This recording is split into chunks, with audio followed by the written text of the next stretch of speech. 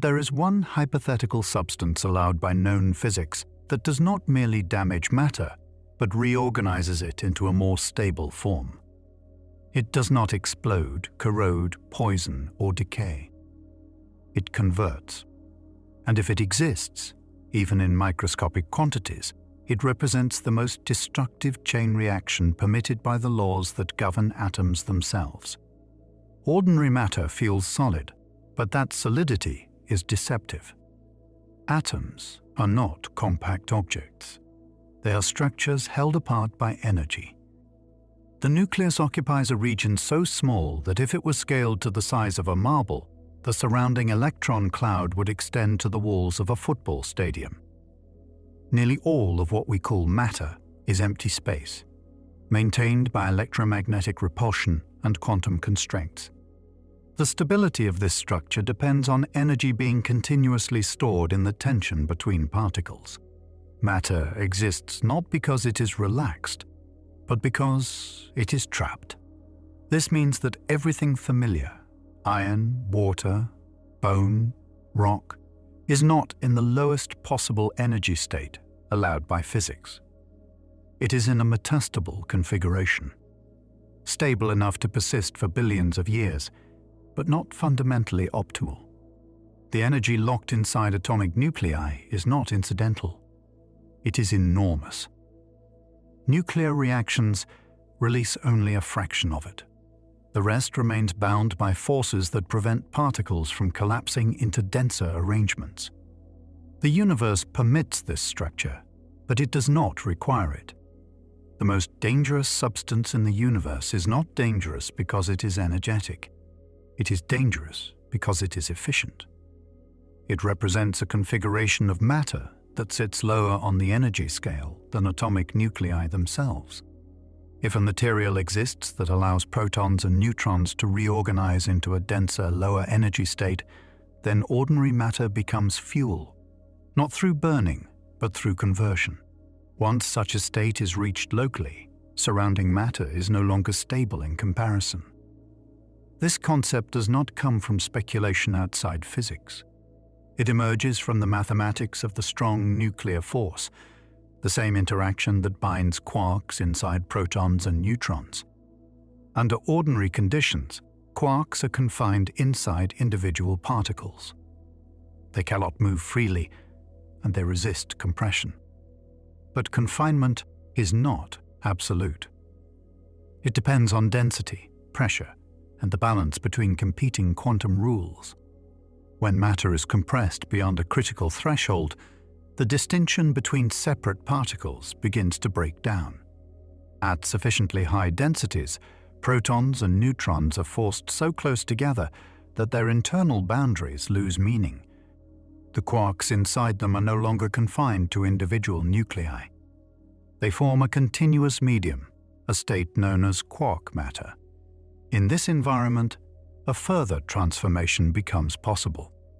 If strange quarks are present, heavier cousins of the quarks that make up ordinary matter, the system can lower its total energy by incorporating them. This is not an exotic claim. It is a consequence of how quantum states fill available energy levels. When strange quarks are included, the particles can pack more efficiently.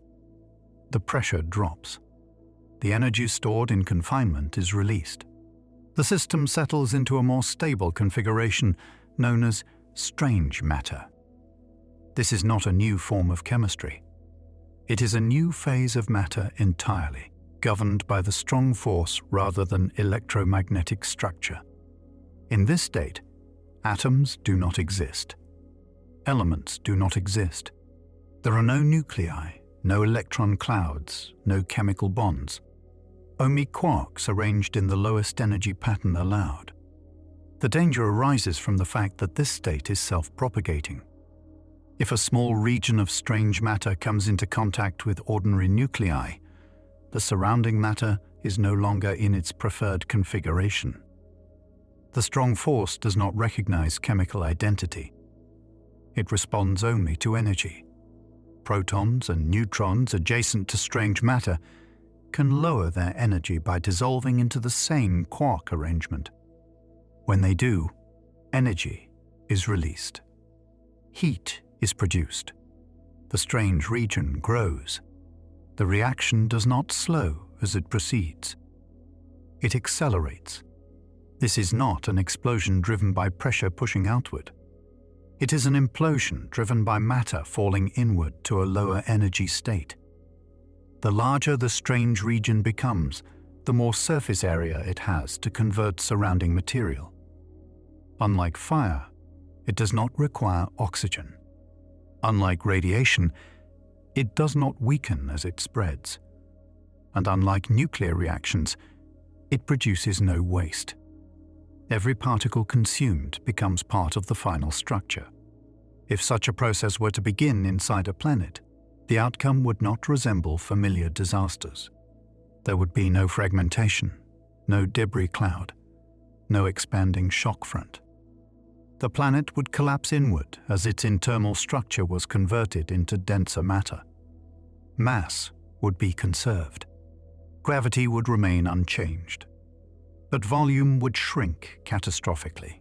The final object would retain the mass of the original world compressed into a fraction of its size. The question is not whether this process is violent. It is whether it is possible. And that question cannot be answered by intuition. It must be answered by examining where in the universe the required conditions already exist, and whether nature has found a way to trigger the transition on its own. That investigation begins not with planets, but with stars that have already failed. Stars exist in a constant balance between two forces. Gravity pulls inward, attempting to collapse the star into a denser state. Nuclear fusion pushes outward, releasing energy that resists that collapse. As long as fusion continues, the star maintains its structure. But fusion is not permanent. When the fuel in a massive star is exhausted, gravity is no longer opposed. The collapse begins immediately, and it is absolute. As the core of a dying star contracts, pressure rises to levels unattainable anywhere else in the universe. Electrons are forced into protons, eliminating electric charge and producing a core made almost entirely of neutrons. The result is a neutron star, an object with more mass than the Sun compressed into a sphere roughly the size of a city. At this density, a single teaspoon of material weighs billions of tons. Matter is no longer arranged as atoms. It is packed at nuclear scales, held up only by quantum pressure. Neutron stars represent the densest stable objects known to exist with a physical surface. But stability here is conditional. The neutrons inside the star are prevented from collapsing further by degeneracy pressure, a quantum rule that prevents identical particles from occupying the same state. This pressure does not come from motion or heat. It comes from exclusion. It is a passive resistance, not an active force. And it has limits. In the most massive neutron stars, the pressure at the core exceeds what neutron degeneracy can reliably support. Neutrons are not indivisible objects. They are composite particles made of quarks bound by gluons. When compressed beyond a critical density, the concept of individual neutrons begins to fail. Their boundaries overlap. The quarks inside neighboring neutrons can no longer be distinguished. The matter transitions into a continuous phase. This phase is known as quark matter. It is not hypothetical in principle. It is a direct consequence of compressing nuclear matter beyond confinement limits. In this state, quarks move freely within a shared volume, interacting directly through the strong force.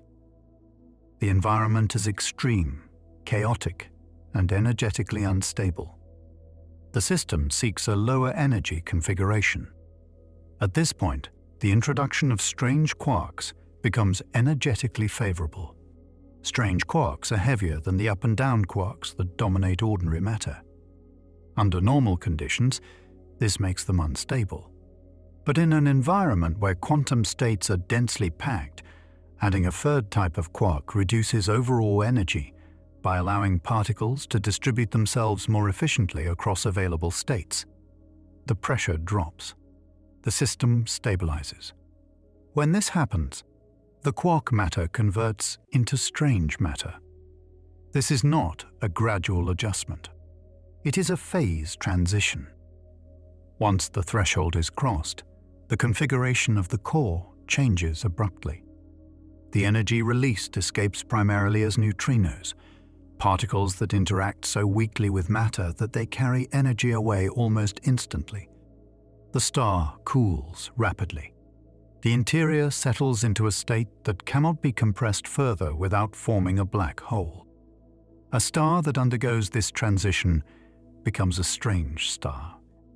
It is no longer supported primarily by degeneracy pressure. It is bound by the strong nuclear force itself. This distinction matters. Degeneracy pressure resists compression. The strong force actively binds matter together. A strange star is effectively a single coherent object, held together at the subatomic level. This has observable consequences. Strange stars can be smaller than neutron stars of the same mass. They can spin faster without breaking apart. They cool more rapidly. And crucially, the matter inside them is already in the lowest energy configuration allowed by known physics. There is no further transition available short of gravitational collapse into a black hole. If strange matter is the true ground state of nuclear matter, then neutron stars are temporary structures. They are metastable objects waiting to transition. Some may never reach the required conditions. Others may already have. The universe does not provide labels. It only provides outcomes. When strange matter forms inside a star, the conversion does not remain localized. The interface between strange matter and neutron matter represents an energy gradient. Neutrons adjacent to the strange region can lower their energy by converting. When they do, the strange region expands. The process moves outward from the core, consuming the star from the inside. The final result is not an explosion, but a restructuring. The time scale of this conversion is short. Once initiated, it may complete in seconds. The star does not tear itself apart. It becomes quieter. The violent turbulence of nuclear reactions ends. What remains is a compact, dense object radiating residual heat into space. Under normal circumstances, this would not pose a threat beyond the star itself. The strange matter is confined by gravity. It cannot escape easily. But stars do not exist in isolation forever. Many are born in binary systems, and binaries evolve. When two neutron stars orbit each other, they lose energy through gravitational radiation. Their orbit decays. Over millions or billions of years, they spiral inward. As they approach, tidal forces distort their shapes. In the final seconds, the stars collide. The event releases more energy than most galaxies emit in a year. During this collision, the conditions that normally confine strange matter fail. Crusts are torn away. Gravity fluctuates violently. Material is ejected at relativistic speeds. If strange matter exists in the cores of either star, fragments can be ripped free and thrown into space. These fragments would cool rapidly as they expand.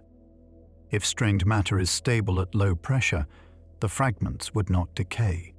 They would crystallize into small, dense objects, strangelets, each one a self-contained region of the lowest energy state of matter. Once released, these objects do not emit light. They do not radiate significantly. They are cold, compact, and massive for their size. They drift through the galaxy indefinitely, governed only by gravity and inertia. This is where the danger ceases to be purely astrophysical. Once strangelets are released into interstellar space, their behavior is governed by simple mechanics. They do not decay. They do not fragment. And because they are extraordinarily dense, they are almost completely unaffected by interactions that would stop or destroy ordinary matter. A strangelet, the mass of a mountain, could be smaller than a grain of sand. Its cross-section is minimal.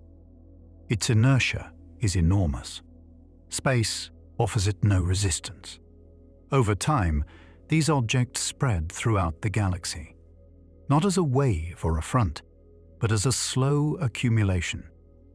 Every neutron star collision adds more fragments. Every fragment persists. The density of strangelets in the Milky Way therefore increases monotonically with time. The galaxy does not cleanse itself of them. It stores them. This turns interstellar space into a statistical hazard. Not a uniform threat, but a probabilistic one. The longer a planetary system exists, the more volume of space it sweeps through, and the greater the chance that it intersects one of these objects. Stars orbit the galactic center. Planets orbit stars. Entire systems move through spiral arms and debris fields left behind by earlier stellar deaths. Motion guarantees exposure. The critical variable is velocity. A strangelet moving at relativistic speed behaves like a projectile. It passes through matter before interactions can occur. Atomic nuclei do not have time to respond. The strong force operates on extremely short timescales, but capture still requires proximity and duration. At sufficiently high speeds, the strangelet transits matter faster than conversion can begin. In this regime, a strangelet striking a planet does not trigger catastrophe. It enters the atmosphere without slowing, passes through rock as if it were transparent, and exits on the far side. The total energy deposited is small compared to the planet's internal heat. The path it leaves behind is microscopic and geologically invisible. The event goes unnoticed. This explains why the Earth still exists. But velocity is not fixed. Strangelets do not all travel at the same speed. Some are ejected violently. Others inherit lower velocities from gravitational interactions. Over billions of years, orbital dynamics redistribute their energies. Some slow relative to planetary systems. Some approach at shallow angles. And some are captured. Capture is the transition point between harmless transit and irreversible disaster. When the strangelet enters a planet's gravitational field at low enough speed, it cannot escape. It falls inward. As it descends, it passes through increasingly dense material. Friction becomes relevant. Interactions lengthen. Time spent near nuclei increases. The probability of capture rises. However, capture alone does not guarantee immediate conversion. Strange matter is expected to carry an electric charge. In many models, that charge is positive. Ordinary nuclei are also positively charged. At low relative velocities, electrostatic repulsion dominates. Nuclei are pushed away before they can merge. The strangelet becomes surrounded by a thin exclusion zone. Matter cannot touch it directly. This electrostatic barrier acts as a temporary safety mechanism. It prevents immediate runaway conversion. The strangelet settles into the environment without reacting. Gravity then takes over. Inside a planet, heavy objects sink. The strangelet is incomparably denser than surrounding material. In molten regions, it experiences buoyancy forces that pull it downward. Over time, it migrates toward the planet's gravitational center. This process is slow but inevitable. The strangelet does not remain in the crust or mantle. It accumulates in the core. If this happens once, the result is negligible. A single strangelet isolated by electrostatic repulsion remains inert. The planet survives. The danger emerges only when accumulation occurs. Over geological time, multiple capture events become likely. Each slow strangelet follows the same path. Each migrates toward the center. The planet becomes a trap, not a shield. Strangelets collect where gravity forces all mass to converge. At the core, distance between strangelets decreases. Gravitational attraction pulls them together. Unlike ordinary matter, strangelets do not fragment or disperse under pressure. When two strangelets touch, they merge. Surface energy decreases. A larger strange region forms. This merger changes the balance of forces. As the strange mass grows, its gravitational pull increases faster than its electric repulsion. The surface-to-volume ratio drops. The electrostatic barrier that once prevented interaction with surrounding nuclei weakens relative to the mass involved. At a critical size, the barrier fails. When this happens, surrounding nuclear matter can finally contact the strange region. The energy gradient reappears. Conversion resumes. The process restarts not at planetary scale, but from the core outward. This is not speculative catastrophe. It is the direct consequence of known scaling laws. Gravity increases with mass. Surface effects do not. Any containment mechanism based on surface charge becomes less effective as size increases. There is no stable equilibrium beyond a certain point. Once conversion begins inside a planet, the timescale is short. Core material converts first. Pressure drops. Structural support disappears. The mantle collapses inward. Heat flows outward. The planet implodes. There is no warning visible from the surface until the final stages. No radiation spike. No orbital disturbance. The process begins deep below, isolated from detection, until the structural failure propagates outward catastrophically. The probability of this scenario depends on several unknowns. The true stability of strange matter. Its charge state, the rate of neutron-star collisions, the velocity distribution of ejected fragments. These uncertainties prevent definitive predictions. But uncertainty does not imply impossibility. It implies incomplete information. What matters is that no known physical law forbids this chain of events. This leads to a disturbing asymmetry. A single strangelet passing quickly through a planet is harmless. A single strangelet captured is harmless. But the system as a whole trends toward accumulation. Safety relies on continued luck, not equilibrium. This raises a deeper issue. If strange matter exists and is stable, then planetary destruction is not a matter of exceptional events. It is a matter of time. The universe does not need to be hostile. It only needs to be patient. The possibility that strange matter could exist naturally raises an obvious concern.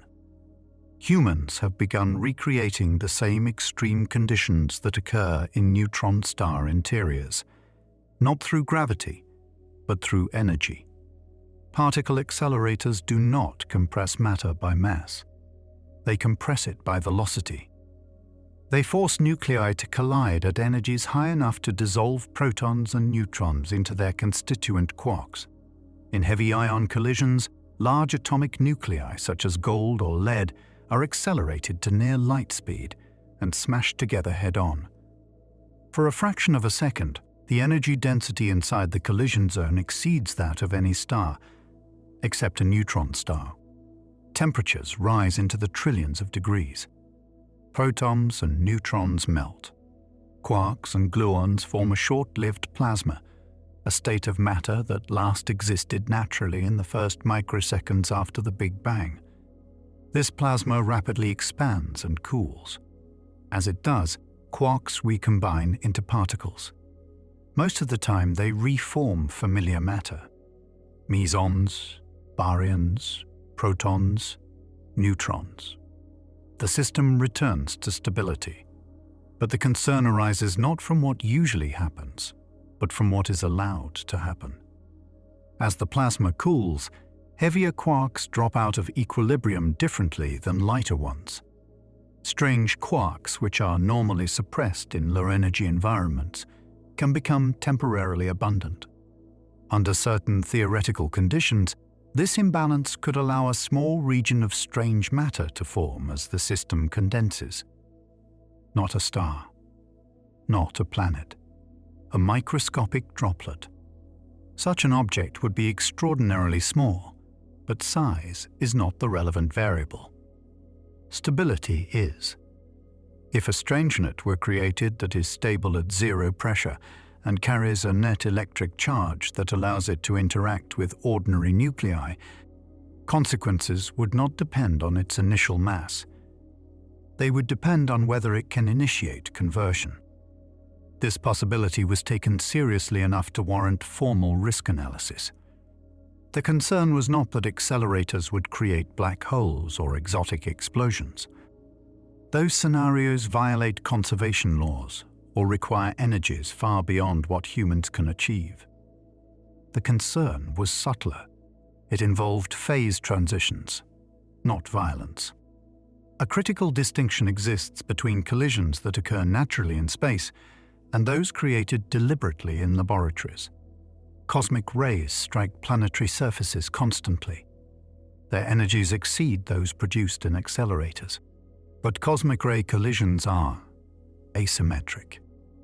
A fast particle strikes a stationary target.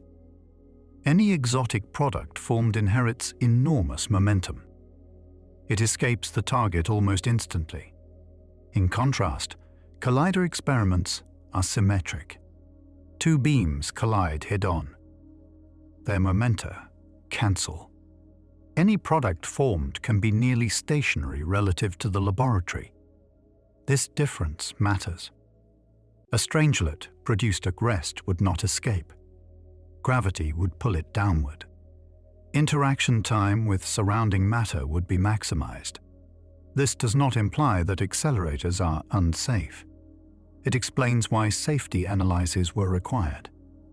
The argument that nature has already performed these experiments relies on equivalence. That equivalence breaks when momentum cancellation is involved. Risk assessments concluded that even if strangelets can form, they are either unstable or carry charges that prevent them from interacting with nuclei in a runaway way. These conclusions are based on theoretical models and empirical evidence from decades of experiments. No strange matter conversion has ever been observed. The Earth remains intact, but the absence of evidence does not equate to impossibility. It establishes constraints, not guarantees. Physics does not provide absolute safety, only probabilities. This distinction becomes important when consequences are unbounded. Most risks scale with damage. This one does not. Either nothing happens, or everything ends. There is no partial failure mode. Despite this, high-energy physics continues. Not recklessly, but inevitably. Understanding matter at its deepest level requires pushing conditions toward their limits. The same logic that builds accelerators also builds nuclear reactors and space probes. The alternative is permanent ignorance. Yet this raises an unsettling implication. If strange matter is truly stable and truly lower in energy than ordinary matter, then intelligence itself becomes a hazard. Any civilization capable of manipulating nuclear forces will eventually recreate the conditions required to test stability. Curiosity becomes a selection pressure. This offers one possible explanation for the silence observed on cosmic scales. Advanced civilizations may not destroy themselves through war or environmental collapse. They may transition their worlds into a final state that leaves no signals behind. A strange star does not broadcast distress. It emits only residual heat and then fades. From the outside, it looks like a quiet remnant. No debris, no explosion, just absence. This interpretation does not require malice from the universe. It requires only thermodynamics. Systems move toward lower energy states. Barriers delay that motion. But barriers are not permanent. Ordinary matter persists because forces oppose collapse. Electromagnetic repulsion, quantum exclusion, thermal motion. These forces maintain structure, but they also store energy. Strange matter removes those tensions. It eliminates structure in favor of stability. Life depends on structure. Chemistry depends on imbalance. Thought depends on unstable arrangements of matter held far from equilibrium. A universe filled entirely with strange matter would be quiet, uniform and inert, perfectly stable, completely lifeless. This does not mean that such an outcome is inevitable. It means that existence itself occupies a narrow window of parameters. Density too low, and matter disperses. Density too high, and matter simplifies. Complexity survives only between extremes. The most dangerous substance in the universe is therefore not dangerous because it is violent, fast, or unpredictable. It is dangerous because it is better at being matter than everything else. If it exists, it represents an endpoint, not a weapon. The fact that the universe still contains stars, planets, chemistry, and observers suggests that either strange matter is unstable, extremely rare, effectively quarantined by physical constraints. But rarity is not the same as impossibility. And quarantine is not the same as immunity. The story is not one of impending doom. It is one of conditional existence. The universe allows complexity, but only temporarily. The same laws that permit atoms to form also permit them to dissolve into something simpler. Nothing in physics promises permanence. It promises only consistency. And consistency allows this. What ultimately determines whether strange matter is a genuine existential threat is not speculation about distant stars or hypothetical experiments. It is the structure of physical law itself. The same equations that describe nuclear stability also describe its failure.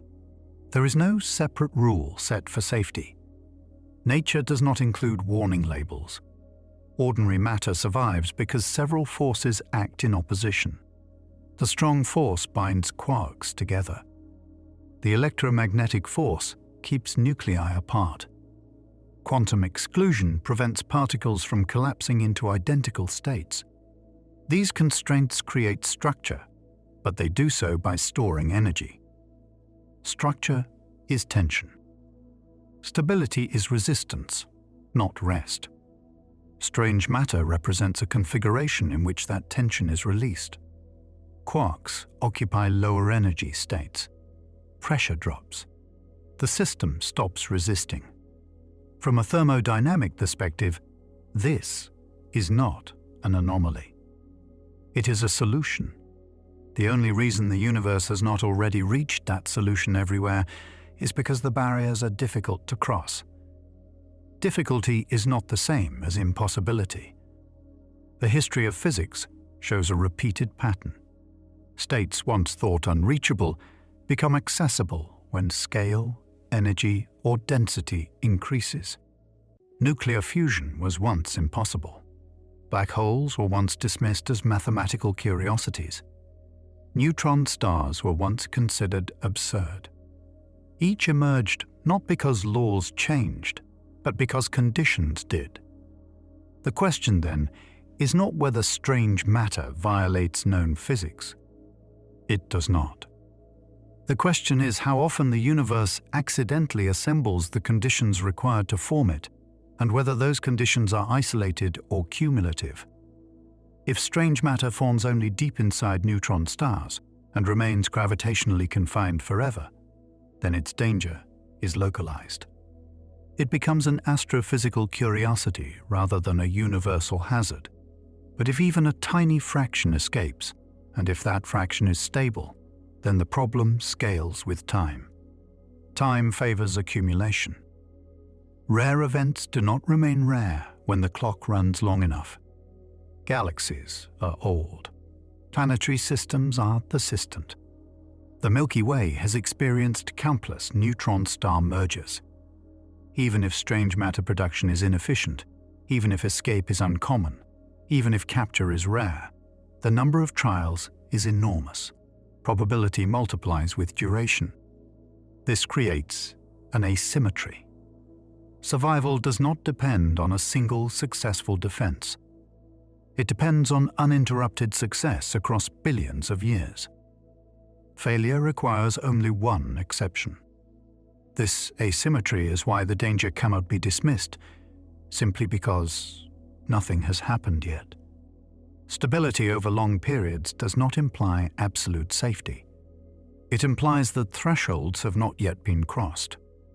Thresholds are invisible until they are passed. Earth's continued existence tells us something important.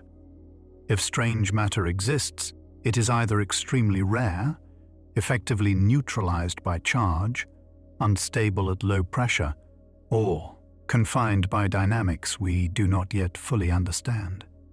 All of these are plausible. None are guaranteed. Physics often allows multiple outcomes. Reality selects one, but only after the fact. There is also a deeper constraint that limits catastrophe. The same forces that allow strange matter to exist may also prevent it from spreading easily. Charge distributions, surface energies, and quantum corrections could render small strangelets inert. Conversion may require conditions that cannot be sustained outside stellar cores. These possibilities are active areas of theoretical work. The danger, then, is conditional, not imminent, not proven, but not excluded. This places strange matter in a unique category. It is not like radiation, which weakens with distance. It is not like impacts, which can be tracked. It is not like climate instability, which follows measurable trends. It is a phase transition risk. Either it never starts, or it finishes. Understanding such risks is difficult because human intuition evolved in a world of gradual change. Phase transitions are abrupt. Water does not slowly become ice.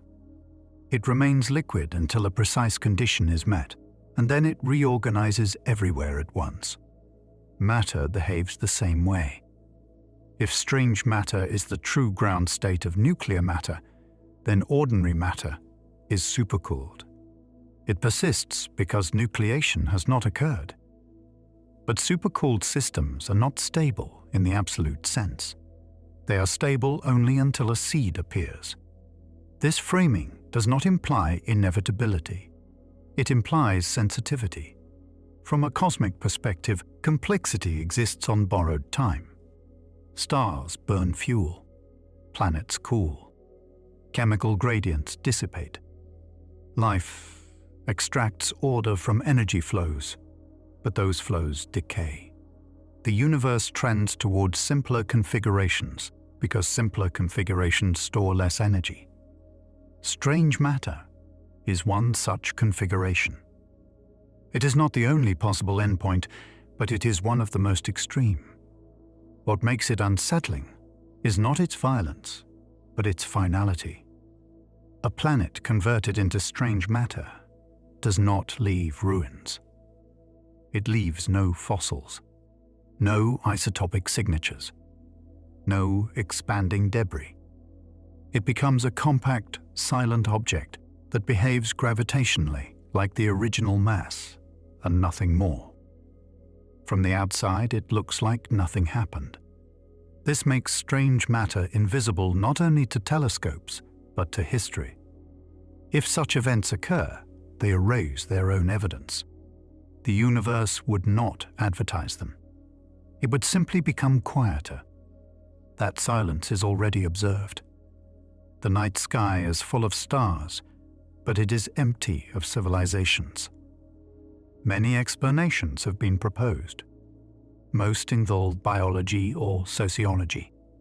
Strange matter offers a physical explanation that does not rely on behavior or intent. It relies only on thermodynamics and time. Whether this explanation is correct remains unknown. But its existence reveals something important about the nature of reality. The same laws that permit complexity also permit its erasure. There is no special exemption for life. No conservation law protecting structure. Existence persists not because it is favored, but because it has not yet been optimized away. This is not a reason for fear. It is a reason for clarity. The most dangerous substance in the universe is not dangerous because it hunts, spreads, or attacks. It is dangerous because it does nothing at all once it finishes. It ends change. It ends chemistry. It ends gradients. It replaces structure with equilibrium. If it exists, it is the quietest disaster physics allows. And the fact that it has not yet occurred, here or anywhere we can see, is not proof of safety. It is evidence that the universe is balanced on conditions narrow enough to permit complexity, but wide enough to allow its collapse. For now, that balance holds.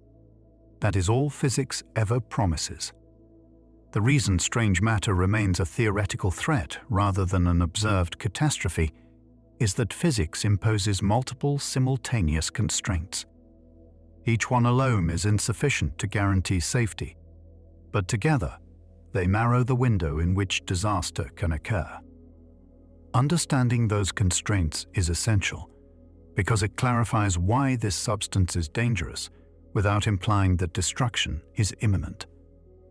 The first constraint is charge. Most models predict that bulk strange matter carries a net positive electric charge.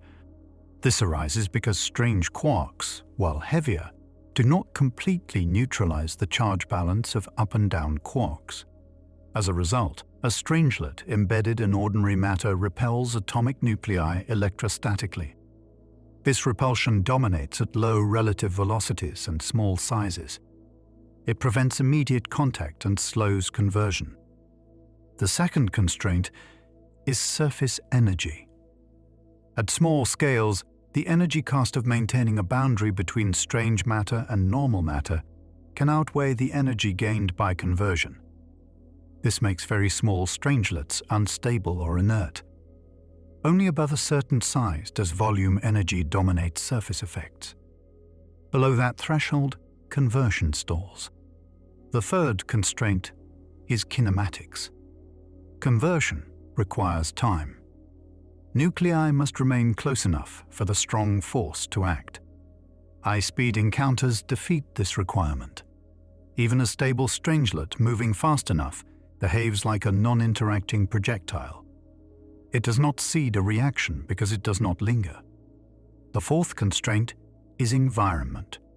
Strange matter formation requires extreme density. Outside neutron stars or heavy ion collisions, matter is usually too diffuse. Even in planetary cores, density is orders of magnitude lower than nuclear density. This limits spontaneous formation and slows conversion even after capture. None of these constraints are absolute barriers. They are conditional limits. Each one reduces probability. None eliminated. The combined effect is delay. Delay is not safety. It is postponement. What makes strange matter unique among existential risks is that it is governed by thresholds rather than trends. Climate change follows gradients. Asteroid impacts follow distributions. Radiation follows inverse square laws. Strange matter follows nucleation theory. It behaves like supercooled liquid or metastable crystal growth. Nothing happens until suddenly everything does. This is why the risk is difficult to evaluate intuitively. Humans expect warning signs: rising temperatures, increasing frequency, escalating damage. Phase transitions offer none of these. The system appears stable until the moment it is not. From a physical standpoint, the most important variable is whether strange matter is truly the ground state of nuclear matter. If it is not, then all other concerns collapse. Conversion would always be unfavorable. Strangelets would decay. The universe would be safe by construction. If it is, then the universe is metastable at every scale where ordinary matter exists. This question has not been resolved experimentally because the relevant conditions cannot be reproduced at scale or duration. Colliders produce quark-gluon plasma briefly and locally. Neutron stars provide sustained density but are inaccessible. Observations offer indirect hints, not proofs. As a result, strange matter occupies an uncomfortable category. It is permitted by theory, constrained by evidence, and unresolved by experiment. That makes it neither fiction nor fact. It is a conditional possibility embedded in otherwise successful physics. The proper response to such possibilities is not panic or dismissal, but precision. Understanding exactly what would need to be true for catastrophe to occur allows boundaries to be drawn. It clarifies what observations would matter and which fears are misplaced. For example, if strange matter is stable only above a minimum baryon number, then microscopic strangelets are harmless. If it requires neutral charge to propagate, then positively charged strange matter cannot convert nuclei efficiently. If conversion stalls below nuclear density, then planetary interiors are safe. Each of these conditions dramatically alters the risk landscape. The danger emerges only if several conditions align simultaneously. Stability at low pressure, charge compatibility, sufficient size, low relative velocity, sustained contact. These requirements make spontaneous disaster rare. But rarity is not the same as impossibility. Physics does not prohibit rare events. It permits them reluctantly. This is why strange matter remains one of the cleanest examples of an existential risk derived purely from known forces. No new particles are required. No violations of conservation laws are invoked. No speculative dimensions or exotic fields are needed. Only compression, energy minimization, and time. If such a disaster were to occur, it would not resemble apocalyptic imagery. There would be no expanding fireball visible from space. No bright gamma ray burst announcing destruction. The planet would dim. Its radius would shrink. Its thermal output would spike briefly and then fade. Orbital mechanics would continue unchanged. From afar, nothing dramatic would appear to happen. This subtlety is why such events would leave no obvious cosmic scars. The universe would not look damaged. It would look syncophied. This matters when considering long-term cosmic history. If rare but absolute erasures occur, they would remove complexity silently. Over billions of years, the universe would trend toward emptiness, not through explosions, but through quiet consolidation into inert remnants. That process would not be hostile. It would be efficient. The existence of life, chemistry, and structure indicates that this process is either incomplete or constrained. Something delays optimization. Something preserves complexity. That something may simply be the difficulty of nucleation. In this view, the universe is not fine-tuned for life. It is inefficient at destroying it. Inefficiency buys time. The most dangerous substance in the universe is therefore not an active threat looming overhead. It is a latent possibility embedded in matter itself, a reminder that structure is provisional, that stability is conditional, that equilibrium is patient. Ordinary matter persists because the path to something better is narrow. For now, that path remains untraveled. What makes this topic difficult to resolve conclusively is that physics is comfortable with allowing multiple, stable, and metastable states to coexist. The universe does not enforce optimality everywhere at once. It allows inefficiencies to persist as long as no accessible pathway exists to eliminate them. Ordinary matter survives because the pathway to a lower energy configuration is narrow, not because the lower energy configuration is forbidden. This distinction matters. It explains why matter can exist in a form that is not maximally stable without violating any laws. It also explains why such a form can persist for cosmological timescales while still being vulnerable in principle. In nuclear physics, this is not unusual. Many atomic nuclei exist in excited or metastable shapes. They can persist for long periods, sometimes longer than the age of the universe, even though a lower energy configuration exists. The decay does not occur because the transition is suppressed, not because it is impossible. The same logic applies here, but at a vastly larger scale. If strange matter is the true ground state, then ordinary matter is protected by suppression, not prohibition. That protection is statistical and conditional. It depends on charge barriers, surface energies, and the difficulty of assembling the required configuration. None of these protections are absolute.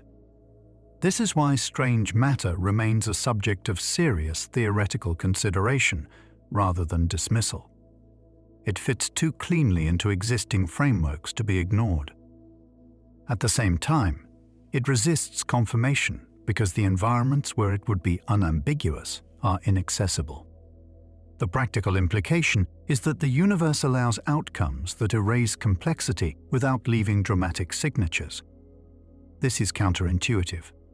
Most destructive processes scatter debris, radiate energy, or produce lasting traces. Strange matter does the opposite. It absorbs structure and leaves behind something quieter and simpler than what existed before. From the perspective of physics, this is not destruction.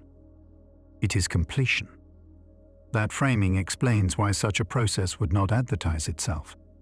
There is no excess energy to radiate once conversion finishes. There is no instability left to resolve. The system has reached equilibrium. Nothing further happens. This also explains why the absence of evidence does not strongly constrain the theory. If conversion events occurred elsewhere, they would erase their own forensic record.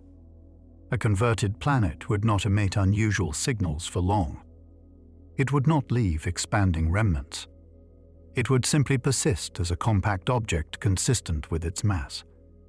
Only indirect population statistics could reveal such losses, and those statistics are ambiguous. Star formation rates vary. Planetary systems are difficult to census. Missing worlds are indistinguishable from worlds that never formed. This makes strange matter a risk that hides within normality. It does not require rare new physics. It requires familiar physics arranged in unfamiliar ways. The reason this matters for understanding existential risk is that it reveals a class of dangers that are not mitigated by awareness or behavior. You cannot deflect strange matter with shields. You cannot regulate it politically. You cannot detect it reliably at small scales. Its relevance is determined entirely by initial conditions and time. In that sense, it is not a threat in the conventional meaning of the word. It is a boundary condition on existence. The universe permits complexity to arise because energy gradients exist. Stars burn. Chemical reactions proceed. Information can be stored and processed, but gradients flatten, fuel runs out, structures relax. Over sufficiently long timescales, all gradients disappear. Strange matter represents an extreme shortcut to that outcome. It collapses gradients directly at the nuclear level. The fact that such a shortcut may exist does not mean it will be taken everywhere. It means that complexity does not have an inherent guarantee of persistence. It survives only where barriers hold. That is not pessimism. It is a description of thermodynamics applied without exception. The universe does not protect structure because it has value. It permits structure because constraints delay its elimination. When those constraints fail, the system simplifies. Seen this way, life is not opposed to the universe. It is tolerated by it. The most dangerous substance in the universe is dangerous not because it threatens life actively, but because it removes the conditions that make activity possible. It replaces a dynamic system with a static one. It does not kill. It ends process. And process is what makes everything else meaningful. This perspective reframes the silence of the cosmos. The absence of signals may not indicate rarity of life. It may indicate that complex states are temporary by default. They arise, persist briefly, and then resolve quietly into something simpler. If that is true, then the rarity is not life, but duration. Complexity may be common. Longevity may not be. Nothing in physics contradicts this. Nothing demands it either. It is simply consistent with what is allowed. That is why strange matter remains unsettling. It sits precisely at the intersection of what physics permits and what intuition resists. It reminds us that existence is not protected by intention, intelligence, or scale. It is protected only by circumstance. For now, those circumstances remain favorable. Matter is structured. Chemistry works. Stars burn. Planets hold together. The barriers hold. That does not mean they will forever. It means they have so far. And in physics, that is the only statement that can ever be made with certainty. The most important thing to understand about strange matter is that it does not need intention, direction, or growth. It does not spread because it wants to. It spreads only if physics allows it to lower energy by doing so. If the conditions are wrong, nothing happens. If the conditions are right, everything happens. That is why this substance is uniquely dangerous. Not because it is aggressive, but because it is final. Ordinary matter survives because several forces maintain separation. Electromagnetic repulsion keeps nuclei apart. Quantum exclusion prevents collapse. Thermal motion sustains structure. These effects work together to hold matter in forms that are useful for chemistry, planets, and life. But all of them rely on stored energy. None represent the lowest possible configuration. Strange matter removes those stored tensions. It does not break matter apart. It allows it to settle. If strange matter is stable, then ordinary matter exists only because the path to conversion is difficult. Not because conversion is forbidden. Difficulty delays outcomes. It does not prevent them indefinitely.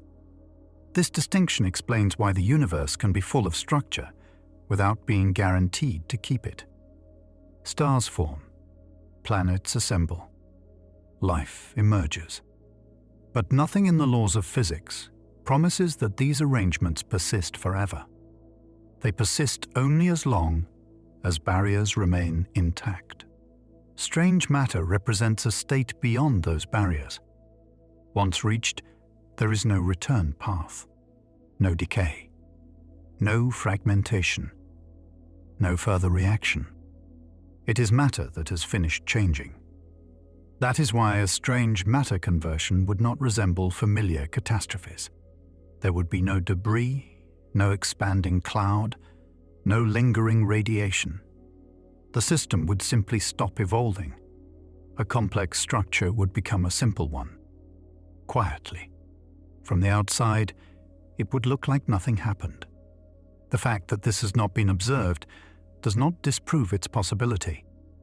It means only that the conditions have not yet aligned in a way we can see, or that, when they do, the evidence removes itself. This places strange matter in a rare category. It is an existential risk not because it threatens life directly, but because it eliminates the conditions that allow complexity to exist at all. It does not destroy selectively. It simplifies universally. For now, the universe remains in a metastable state. Stars burn. Matter stays divided. Energy gradients persist. The barriers hold. That balance is not guaranteed by law. It is maintained by circumstance. And in physics, circumstance is temporary. The most dangerous substance in the universe is not one that explodes, poisons, or corrodes. It is one that ends change entirely. One that leaves nothing unstable, nothing reactive, nothing unfinished. If it exists, it is the quietest ending physics allows. And the fact that everything still works tells us only one thing. For now, the universe has not finished settling.